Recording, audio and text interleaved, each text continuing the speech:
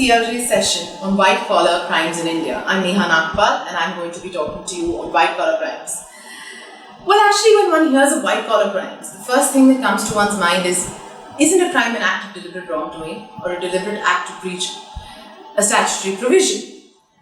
So where are these concepts of white-collar crime or blue-collar crimes? Is another concept that exists in criminal jurisprudence coming from?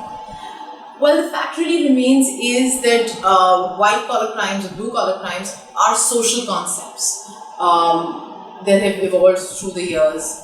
And I'd say in the last century, since the turn of the 20th century. And they are nowhere are these segregation of crimes really, we don't find these on the statute book.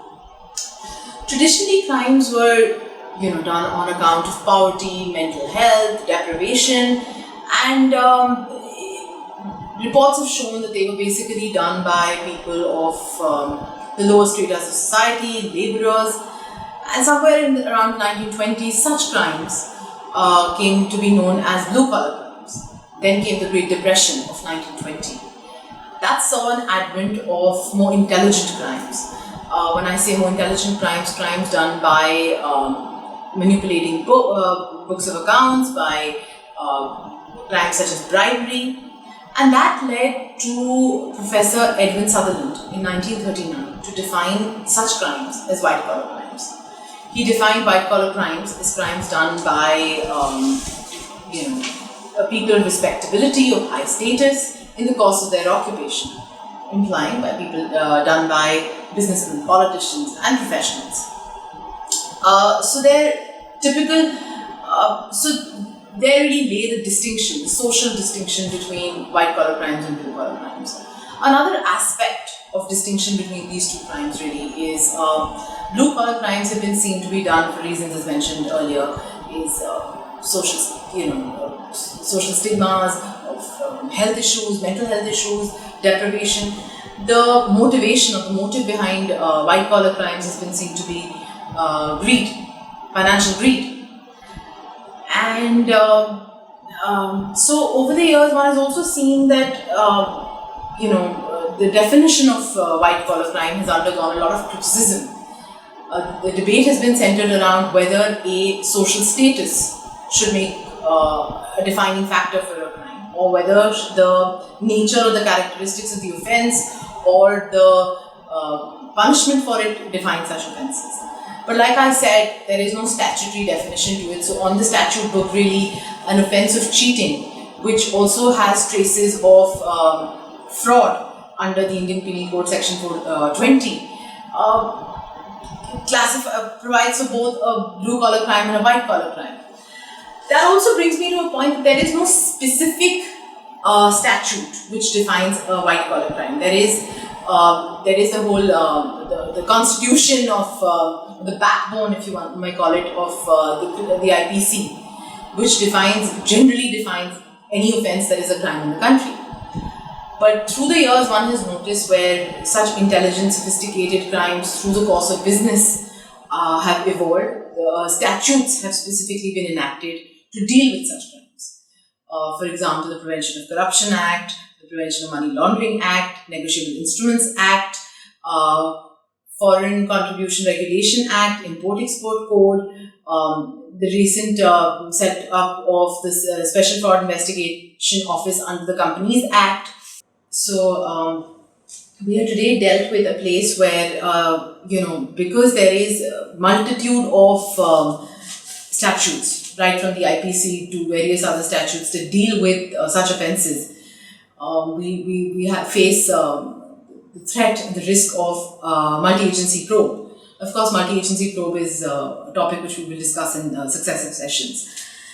Another characteristic of white-collar crimes really is that they are carried out and hatched in secrecy. And that sort of makes the job of the investigating officer slightly more onerous. Probably this is one reason that in the last 15 years since the Prevention of Money Laundering Act has been on the statute book, out of the 6,500 cases pending in courts and filed, we've seen convictions only in 15.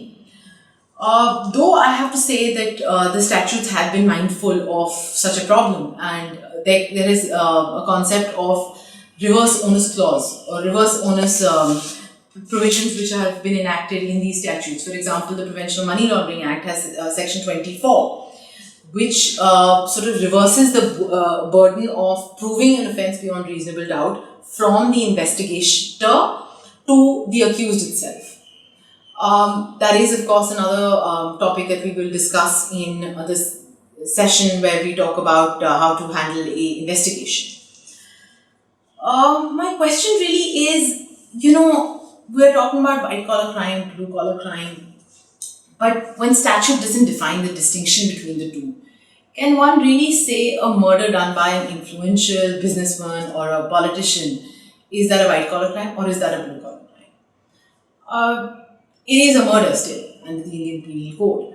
So I think this distinction to some extent is superfluous.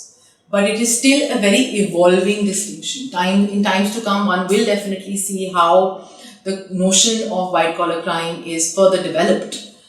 In legal history and legal parlance, it's a relatively newer concept. It's come about in the last century. White collar crimes are said to have another very interesting facet, which is that they are insidious crimes done to cause harm to the economy, where the greed of a select few causes them to do these illegal, illegitimate acts. My own view here is slightly different. I feel it causes harm at a level, the economic, broad macroeconomic level, but it also has the threat to kill entrepreneurship.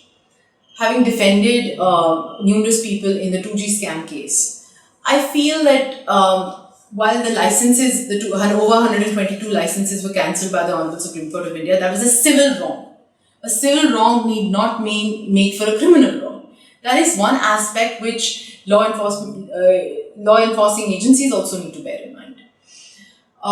There is something more required for a civil wrong to make a criminal wrong, which is the mental element, or a specific statute which makes for a criminal act, such as the Negotiable Instruments Act, which makes the simple offence of simple act of check bouncing a criminal offence. So that's one aspect that needs to be kept in mind. But where I was coming to was how economic harm happens by dampening the spirit of entrepreneurship. So like we've all seen in the 2G scam case, eventually all the accused, over 25 of them were in both the charge sheets were acquitted. So the spirit of entrepreneurship is killed. That time that a businessman or an entrepreneur would spend developing a business, generating employment, creating profits, adding to the GDP has got consumed in defending himself, defending his honor. This actually brings me to the point that one also needs to deal with is aspects of bail, the issues of bail that come up especially in multi-agency probes, which is of course something that we will discuss through one of our successive sessions. But I do hope that the first session has been enriching for you, as has been for me. I look forward to seeing you in the successive sessions. Goodbye.